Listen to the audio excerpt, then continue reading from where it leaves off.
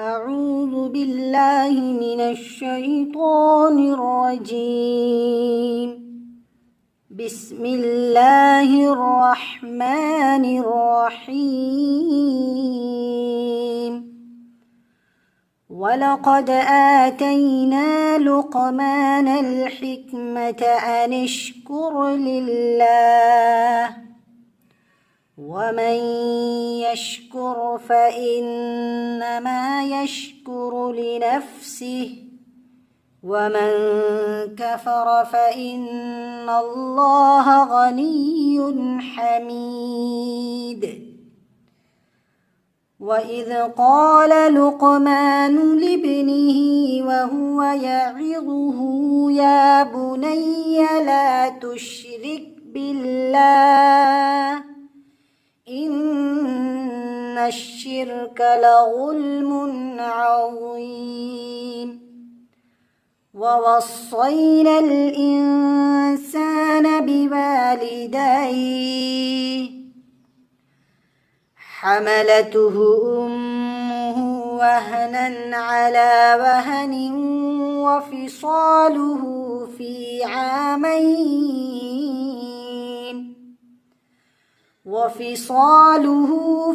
عامين أن اشكر لي ولوالديك إلي المصير. وإن جاهداك على أن تشرك بي ما ليس لك به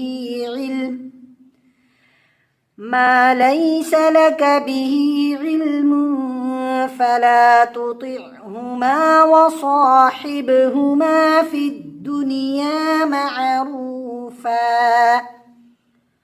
واتبع سبيل من أناب إلي ثم إلي مرجعكم فأنبئكم بما كنتم تعملون. يا بني إنها إن تك مثقال حبة من خردل فتكن في صخرة أو في السماوات أو في الأرض يأت بها الله إن الله لطيف خبير. يا بني أقم الصلاة وأمر بالمعروف وانه عن المنكر واصبر على ما أصابك إن ذلك من عزم الأمور.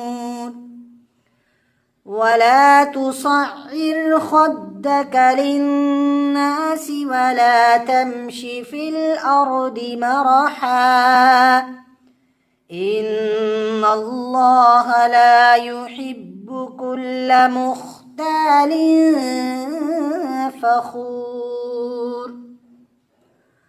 واقصد في مشيك واغضض من صوتك إن أنكر الأصوات لصوت الحمير.